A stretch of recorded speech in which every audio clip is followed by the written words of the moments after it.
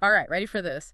Today we're taking a deep dive into, well, a maritime mystery, I guess you could say. Oh, sounds intriguing. It's the Queen Mary. You know that iconic ocean liner permanently docked in Long Beach, California? Oh, yeah, I've heard of it, of course. Yeah. Isn't it supposed to be, like, haunted? That's exactly what we're diving into today, actually. She's got this long history, from like a luxury liner to a World War II troop ship. Wow, so she's seen a lot. Yeah, she's seen it all.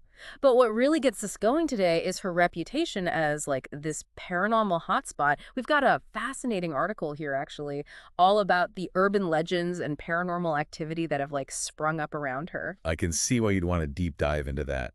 It's amazing how something so grand, a symbol of, like, luxury and power, can become this, almost a cultural icon for the paranormal. It is, isn't it? Okay, so let's start with one of the most, I guess, classic haunts on the Queen Mary, the Lady in White. Oh, yeah, I think I've heard of her. Yeah, people say they see her like gliding across the dance floor in this ship's grand salon, all in white, obviously. It's interesting how these recurring apparitions, like, pop up in so many haunted locations. Yeah. It's always tied to some specific time or event. Right. Makes you wonder if like intense emotions can really leave an imprint, like echoes in time or something. Chilling thought, for sure. For sure.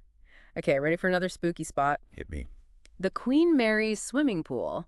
Or, well, it's empty now, but Empty but not empty, right? exactly. People report like phantom splashes, disembodied giggles even. And okay, get this, apparitions of women in like vintage swimsuits. Hold on, really? Yeah. And there's this whole story about the tragic swimmer. Supposedly she met, well, an untimely end in those waters. It's amazing how these stories, like the tragic swimmer one, just tap into this primal fear we have, drowning. It's like universally unsettling. Totally. Okay, you ready to go below deck? Let's do it. All right, so we're headed to the boiler room. Oh, wow. The heart of the ship. Exactly. And it's down here where people say the ghost of John Henry roams. He was a crew member who died tragically. Boiler rooms with all that machinery, all that energy. Mm, It makes sense they'd be seen as, like, mystically powerful. yeah. You can almost feel it, can't you? Okay, this next story is, I think, even more chilling. It's about the crushed sailor. Oh. So picture this. Routine drill in the engine room, right? And then a watertight door slams shut, crushes a sailor. Oh, my gosh. Yeah. And now people report seeing like shadowy figures in that area and hearing these like frantic knocking sounds like he's trying to escape. It's fascinating how we try to make sense of these, like, really senseless tragedies. We create stories to process it, even if they don't make, like, logical sense. Right. It's about more than just spooky encounters. It's about human emotions, loss, trying to find answers. Absolutely. Okay, let's talk about some specific spots. You ready? Yeah, lay it on me. Okay, so Stateroom B340. It was like sealed off for years because of, well, all the unexplained stuff happening there. The sealed-off room always adds to the mystery, right? Like a forbidden zone. Makes you wonder what they're hiding. Guests who stayed there before they closed it off reported like everything. Faucets turning on and off, sheets being pulled off beds, knocking on the door in the middle of the night. Makes you wonder if the ship itself is trying to contain something, like something it can't control. Right. Okay, next up, promenade deck. This is where things get, well, a little more subtle, but just as creepy. Oh. How so? Imagine walking along this deck, feeling the breeze, but then you hear footsteps next to you, No way. or whispers. Some people even report hearing a child crying, but when they turn around, nothing. Oh, that's just like playing with your mind. Yeah. The things we don't see are always so much scarier. Right. Your imagination runs wild. Mhm. Okay, one last spot for now. The engine room. Oh, wow. Yeah. It's got to have a different feel to it. It does. It's dark, oppressive. People see shadowy figures. They hear the engines running, even though they've been silent for years. And, of course, this is where the Queen Mary had its worst accident, right? Yeah. The collision with the HMS Caracoa, hundreds died. It's like the ship absorbed all that trauma and is now, releasing it in these strange ways. It's like the ship remembers, Mm. And on top of that, it was a troop ship during the war. Mm. So many soldiers passed through, so much anxiety and fear, the thought of death always present. Right. It's like a vessel for all those emotions, all those hopes, fears, everything. Makes you think. Okay, so we've talked about the spooky stuff, but The Queen Mary is also this huge draw for people fascinated by the paranormal, right? Oh, absolutely. It's become this cultural phenomenon. People want to experience the haunted legacy firsthand. And it's not just about believing in ghosts, right? It's about confronting the unknown, Hmm. maybe even searching for something beyond ourselves. It's almost like a giant paranormal laboratory. Yeah. You've got ghost hunters, investigators, all these gadgets to try to, capture evidence. It's interesting how people are engaging with the paranormal now, right? It's not just believing or not believing. It's about actively investigating. For sure. And the Queen Mary, with its history, all the stories, it's the perfect place for that. It really is. And they've got everything, you know? Ghost tours that take you through the haunted spots, and even overnight stays. Overnight stays, wow, that's like taking it to the next level. It is, isn't it? Yeah. Okay, but of course, we can't talk about this without mentioning, well, the debate between skeptics and believers. Right, of course. So skeptics would say these stories are, what, hoaxes made up to attract tourists. They might say that. Or point to, psychological stuff like Mm. our brains playing tricks on us, Hmm. especially on those guided tours with all the spooky stories and expectations. Right. Our minds are powerful. But then there are the believers, people who, have had experiences or who just feel there's more to it. I think it's important to approach all of this with an open mind. Hmm. Be critical, sure, but also listen to people's experiences even if we can't explain them. Couldn't agree more. The Queen Mary is just this incredible testament to, I don't know, the power of belief, our fascination with the unknown. Whether you believe in ghosts or not, it's an unforgettable experience. It's really amazing, how these stories become like part of the ship, Hmm. passed down, through generations. It adds a whole other layer to its history. Right. And all those layers are about, well, our deepest fears, our curiosity about, what happens after we die. I think that's a big part of it for sure. Okay, so remember that story about the tragic swimmer in the pool? Yeah, that was a chilling one. Well, here's another thing. People see wet footprints, like appearing and disappearing, as if someone just stepped out of the water. But the pool's been empty for years. Oh, wow, I hadn't heard that part. That's really freaky. It's like we can't see the ghost, but we see the evidence. Right. And it doesn't end there. People report giggles, too, like disembodied giggles. And they see those apparitions of women in those, like, old-timey swimsuits. Giggles. That's creepy. It's like they're playing with us or something. And those spectral swimmers, like stuck in time. It really does blur the lines between then and now, doesn't it? Okay, let's move on to, I think, the biggest mystery on the ship. Which is, Stateroom B340. Remember we talked about how it was sealed off? yeah, because of all the weird stuff that happened in there. Those sealed off places always get to me. Right. It just makes it so much creepier. It makes you wonder what they're hiding. For sure. Well, the guests who stayed there before they sealed it off reported all kinds of stuff, like noises, things moving, just this feeling of unease. It's like the ship itself is trying to keep something in, something it can't handle. Right. And for years, nobody could get in there. They only recently opened it back up to guests. Oh, wow. Really? Yeah. I bet people are lining up to stay in there. I'm sure they are. Okay, ready for another creepy spot? Hit me. Let's go back to the promenade deck, but this time, focus on the sounds. Oh, yeah. You mentioned the footsteps and whispers before. Exactly. Imagine you're walking along, feeling the breeze, and then footsteps next to you. Okay, yeah, I can see how that would be unsettling. And then there are the whispers. Some people even report hearing a child crying. But when they turn, nothing there. Oh, that crying would get to me, for sure. Sounds are so powerful, Mm-hmm.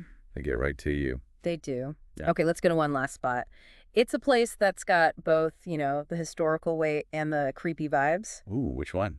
The engine room. Oh, yeah, that makes sense. Such a powerful part of the ship. Right. And so much happened there, but visitors say it has this really heavy atmosphere. Yeah, can't imagine it's very cheery down there. Not really. People see shadowy figures. They hear the engines running even though they've been off for years. It's like the energy of everyone who worked there, everyone who died there, it's just soaked into the walls. Right. And then there's that horrible accident, the Curacao. It's like the ship itself absorbed all that trauma. Yeah, it's hard to imagine that something like that wouldn't leave a mark, both physically and otherwise. And remember, it was also a troop ship during the war.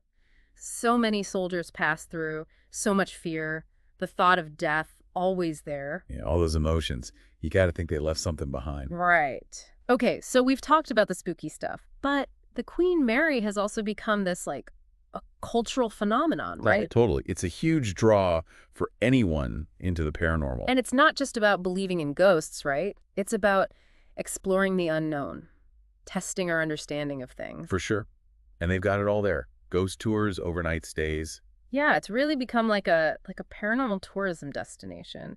And there's definitely a shift in how people are engaging with the paranormal now. It's not just about believing or not believing. It's about actively investigating. I think that's a big part of it, yeah. But of course, you've got the skeptics and the believers. Right. Two sides of the same coin. Skeptics would say all these stories are hoaxes to make money, right? Some might. Or they point to, the power of suggestion, especially on those tours where you're primed to see something spooky. Right, our minds can play tricks on us. But then you have people who've had experiences or who just feel there's more to it. And it's important to hear those stories too, to keep an open mind. Be critical, but also be open to things we can't explain. Totally agree. Okay, so let's dive into those different perspectives a little deeper. The skeptic's view, the believer's view. Yeah, let's break it down. So skeptics, they come at this with a scientific mindset, right? Yeah. They want rational explanations. So they'll look at environmental stuff like drafts, temperature changes, things that could explain weird sounds or feelings. Right. And they also talk about like how our minds can make us see things that aren't there. Exactly. And then there are, hoaxes, people making stuff up for attention or money. So it's important to be aware of those possibilities. Absolutely. But it's not that skeptics totally rule out the paranormal. They just need, stronger proof. So what about the believers? What's their take? Well, believers, they're open to possibilities beyond, conventional science. They look at personal experiences, what people have seen and felt. And those personal stories can be pretty powerful, especially when multiple people see or hear the same thing. For sure. And for a lot of believers, those experiences are really emotional. It's not just about seeing a ghost, it's about feeling a presence. Right, like a connection to something beyond what we can see or touch. And for some people, these experiences bring comfort, like a connection to loved ones who've died. Like finding meaning in the face of loss. And believers also talk a lot about intuition and empathy, like sensing energy in a place. Absolutely. They're tapping into ways of knowing that go beyond, what science can currently explain. Right. And that's what makes the Queen Mary so interesting. It's the space where both skeptics and believers can explore these questions. It really is. Whether you believe in ghosts or not, the Queen Mary makes you think about, the boundaries of belief, the mysteries we haven't solved yet. Okay, let's shift gears a bit. We've talked a lot about the paranormal side, but the Queen Mary is also this, like a cultural icon, right? Absolutely. It's a symbol of luxury, of resilience, of a bygone era. Right. And now it's become this symbol of the paranormal too. It's amazing, isn't it? How it went from, symbol of opulence to a ghost ship. It really is. It's like the ship itself is telling a story, whispering all these tales of history and mystery. I love that imagery. And I think that's what draws people to it.